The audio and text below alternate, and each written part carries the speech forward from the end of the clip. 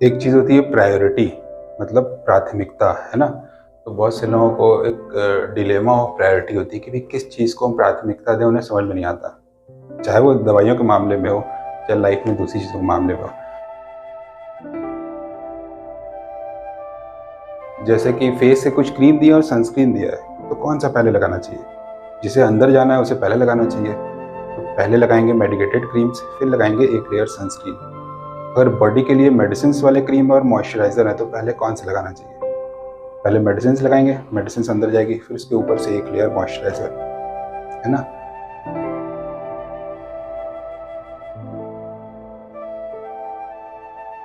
ऐसे ही लाइफ में भी लोगों को प्रायोरिटी का एक कन्फ्यूज़न रहता है कि ज़िंदगी में सबसे ज़्यादा क्या इम्पोर्टेंट है? करियर इम्पोर्टेंट है, हेल्थ इम्पोर्टेंट है या रिलेशनशिप इम्पोर्टेंट है? और फिर अलग-अलग एज ग्रुप में ये इम्पोर्टेंस भी चेंज होता है। कम एज में हेल्थ के इश्यूज़ नहीं होते, बट करियर ज़्यादा इम्पोर्टेंट है। मिडिल एज में जाओगे तो जो करियर का होना है हो चुका रहता है ना? फिर रिलेशनशिप ज़्यादा इम्पोर्टेंट होते हैं। और ओल्ड एज में चले जाओगे तो जो रिलेशनशिप का होना है वो भी हो चुका रहता है। फिर आपका हेल्थ ज़्यादा इम्पोर्टेंट हो जाती है। लेकिन ये ऐसे जनरलाइज़ भी नहीं होता। हर किसी के लिए प्राथमिकताएँ अलग होती हैं। इवन छोटी-छोटी चीज़ों में भी आपको दिन भर में 4-5 काम करने हैं तो कौन-सा पहले इम्पोर्टेंट है? इसे करना ज़्यादा ज़रूरी है, इसकी डेट बीतने वाली है। अगर आप खाना बना रहे हैं और 4 चीज़ें रखी हुई हैं, इस पे पहले ध्यान देना है, इसके चक्कर में वो जल जाता है ना? तो प्राथमिकता का ध्यान रखना और उसकी समझ बहुत ज़्यादा इम्पोर्टेंट है।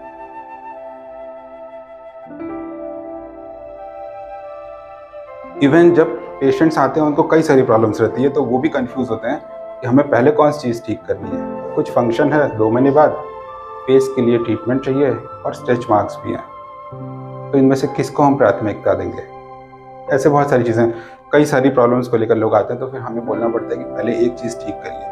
जो चीज़ पहले ठीक होने वाली है, जो चीज़ आसानी से ठीक होती है पहले उसे ठीक करेंगे। जो चीज़ लॉन्ग टर्म है और अभी उसकी कोई बहुत ज़रूरत नहीं है, उसके लिए हम लोग फिर बाद में ट्रीटमेंट शुरू करेंगे। नहीं तो एक साथ बहुत सारी दवाइयाँ हो जाती हैं, तो पेशेंट को मना करना पड़ता है कि नहीं अभी आप इतनी सारी दवाइयाँ मत लीजिए, एक-एक करके प्रॉब्लम सॉल्व करिए। जब कभी मल्टीपल प्रॉब्लम्स होती हैं, तो थोड़ी देर पॉज़ लेकर के एक साथ नहीं कूद पड़ना चाहिए। थोड़ी देर पॉज़ लो और सोचो कि इनमें से कौन-सा पहले ध्यान दिया जाना चाहिए। उस प्रॉब्लम को पहले सॉल्व करो, फिर नेक्स्ट पे प्रोसीड करो। क्या कहते हो?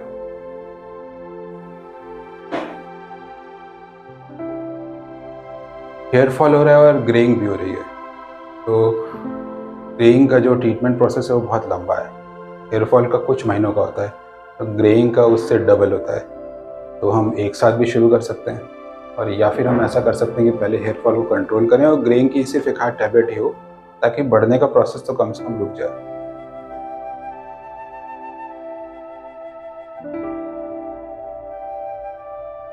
ऐसे ही फेस में मेलाज़्मा हो और पिंपल्स भी हो, बड़ी मुश्किल होती है, लेकिन प्रायोरिटी क्या है? तो क्योंकि मेलाज़्मा की जो मेडिसिन्स हैं वो एक्ने बढ़ाती हैं। एक्ने की जो मेडिसिन्स हैं उससे मेलाज़्मा ज़्यादा डार्क दिखने लगता है। तो हमें फिर पेशेंट की एज के अकॉर्डिंग, उसकी नीड के अकॉर्डिंग, फेस की कंडीशन के अकॉर्डिंग डिसाइड करना पड़ता है कि इन दोनों में से किसे हमें ज़्यादा इम्पोर्टेंस देना है। और ये बहुत छोटी-छोटी चीज़ें होती हैं जो स्पेशलिस्ट करता है आपके लिए। तो इसलिए जब भी कभी कोई प्रॉब्लम हो तो हमेशा स्पेशलिस्ट से कंसिडर करना चाहिए। वो आपके लिए डिसीज़न लेगा कि भई आपको इस रास्ते से चलना है, ऐसे प्रॉब्लम्स ठीक होंगी। प्राथमिकताओं का पता होना ज़िंदगी में बहुत ज़रूरी है। चाहे वो आपकी लाइफ़ हो या फिर जो मेडिसिन्स कर रहे हो वो, या फिर रोज़मर्रा का काम हो। एग्ज़ाम्स आ गए हैं आपके, तो माँ के लिए प्राथमिकता होती है कि बेटा खाना खा लो, खाना खा लो। बेटे के लिए प्राथमिकता होती है कि कोर्स नहीं पूरा हुआ है। देखिए,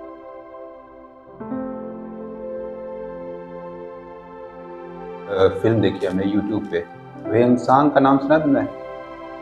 ज़ुआनज़ांग का नाम सुना है? नहीं? अच्छा, हम लोगों को हिस्ट्री बुक में वेनसांग के नाम से पढ़ाते हैं।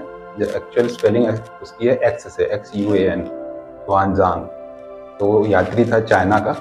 600 AD की बात है, ईसा से 600 साल बाद।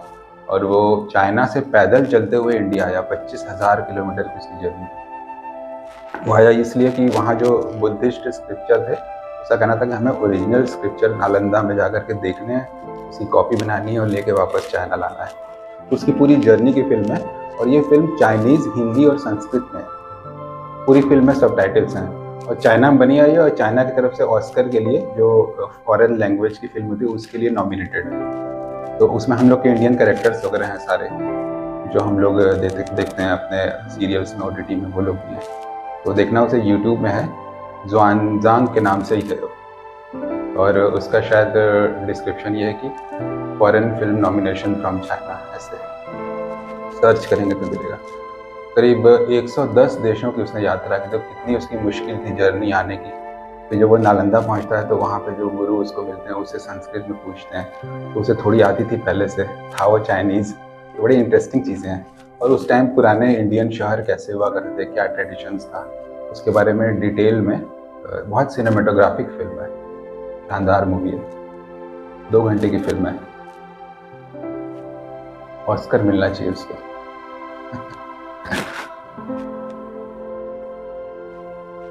जैसे हम लोग की हिस्ट्री बुक्स पे नाम चेंज कर देते हैं, तो हम लोग को अपनी हिस्ट्री के बारे में भी पता चलता है इंसान की लिखी हुई चीज़ों से, क्योंकि यहाँ किसी ने नोट डाउन नहीं किया था। तो उस समय उत्तर भारत में कन्नौज में एक राजा था, हर्षवर्धन, और उसके यहाँ पर एक पोएट था, बाणभट्ट, और उसने बहुत सारे रचनाएं वगैरह की, इसलिए बहुत फेमस है। और उसी के दरबार में एक मयूर भट्ट था, मुझे एक बार फिर से देखना पड़ेगा यही नाम था कि नहीं। तो उसने लिखा सूर्य शतकम नाम से 100 कविताओं का एक संग्रह, और उसको कुष्ठ रोग था। और जब उसने कविता लिखी तो सूर्य देवता प्रसन्न हो गए और उसकी बीमारी ठीक हुई। इसका जिक्र मिलता है। लेकिन देखो इसमें ट्रिकी चीज़ है, कुष्ठ रोग 2 तरह के होते हैं। श्वेत कुष्ठ भी होता है जो कि विटिलिगो है, और अगर आप सूर्य देवता की उपासना कर रहे हो, धूप में बैठे हुए हैं कई महीनों तक, आपका विटिलिगो ठीक हो सकता है। तो ये है मेंशन कि उसको एक कुष्ठ रोग था और उसने सूर्य देवता की उपासना में सूर्य शतकम लिखी और इससे उसकी बीमारी ठीक हुई। मुझे लगता है उसको विटिलिगो था, थोड़ा बहुत रहा होगा, तो धूप में बैठा था तो इसलिए ठीक हो गया। है ना इंटरेस्टिंग चीज़। पुरानी चीज़ें पढ़ो तो उसमें इंटरेस्टिंग लिंक मिलते हैं, उसमें क्लू मिलते हैं, जैसे शर्लक होम्स की तरह से क्लू मिलते हैं कि एक्चुअल में क्या रहा होगा और क्या हुआ। तो हम पढ़ रहे हैं, उसके पीछे रियलिटी कुछ और भी रही होगी।